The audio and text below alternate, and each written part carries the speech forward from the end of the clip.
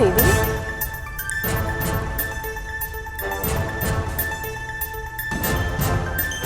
ஓடும் ரயிலில் மாணவிக்கு பாலியல் தொல்லை கொடுக்கப்பட்டிருக்கிறது. சென்னையிலிருந்து கோவைக்கு சென்ற ரயிலில் கல்லூரி மாணவிக்கு பாலியல் தொல்லை கொடுக்கப்பட்டிருக்கிறது.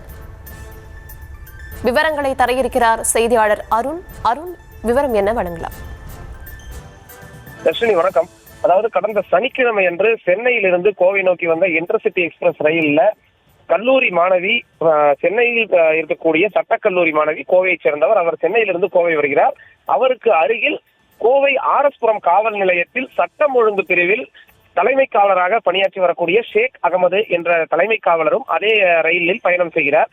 அடுத்தடுத்து இருவரும் அமர்ந்திருந்த நிலையில அந்த ரயில் அரக்கோணம் அருகே வந்த பொழுது அந்த தலைமை காவலர் அருகில் அமர்ந்திருந்த கல்லூரி மாணவியிடம் பாலியல் சீண்டலில் ஈடுபடுகிறார். இதை கண்டு அதிர்ச்சியடைந்த அந்த மாணவி உடனடியாக தனது செல்போனை எடுத்து அதனை வீடியோ காட்சியாக பதிவிடுகிறார். வீடியோ காட்சியாக பதிவிட்டு உடனடியாக அவர் ரயில்வே போலீசாரிடம் இது தொடர்பான தகவலை அளித்த அடிப்படையில அந்த தலைமை காவலர் உடனடியாக காட்பாடி அருகே ரயிலில் இருந்து இறக்கி விடப்பட்டு அங்கு விசாரணையானது நடத்தப்பட்டது. இந்த நிலையில அந்த தலைமை காவலர் இன்று பணியிடை நீக்கம் செய்யப்பட்டிருக்கிறார்.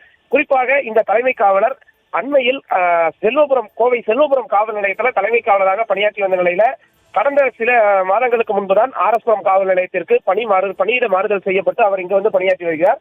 சட்டம் ஒழுங்கு பிரிவில் அவர் பணியில் எந்த விதமான ஒரு சுணக்கமும் இல்லாமல் அவர் பணியாற்றி வந்த நிலையில தான் தற்பொழுது இந்த பாலியல் சீண்டல் பிரச்சனையானது எழுந்திருக்கிறது. இந்த பாலியல் சீண்டல் பிரச்சனை எழுந்திருக்கக்கூடிய நிலையில இது தொடர்பாக அனைத்து மகளிர் காவல் நிலைய போலீசார் மற்றும் ரயில்வே போலீசார் இது தொடர்பாக தீவிரமாக விசாரணை மேற்கொண்டுதான் தற்பொழுது அவர் பணியிடை நீக்கம் செய்யப்பட்டிருக்கிறார். அதே வேளையில் அந்த வீடியோ ஒன்று வெளியான நிலையில அந்த மாணவி வெளியிட்ட அந்த வீடியோவில் தலைமை காவலர் பெண்ணிடம் பாலியல் சீண்டலில் ஈடுபடுவது என்பது அப்பட்டமாக தெரிகிறது. அதன் அடிப்படையில் தான் இந்த பணியிடை நீக்கம் என்ற நடவடிக்கை என்பது மாநகர காவல்துறையினால் மேற்கொள்ளப்பட்டிருக்கிறது. அதே வேளையில இதனிடையே அந்த மாணவியிடம் பெண் காவலர் ஒருவர் பேசக்கூடிய, அதாவது விசாரணை செய்யக்கூடிய ஆடியோவும் தற்போது வெளியாகி இருக்கிறது தர்ஷினி.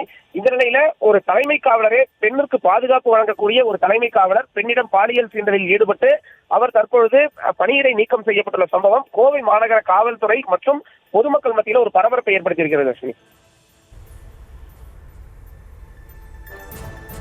விவரங்களுக்கு நன்றி.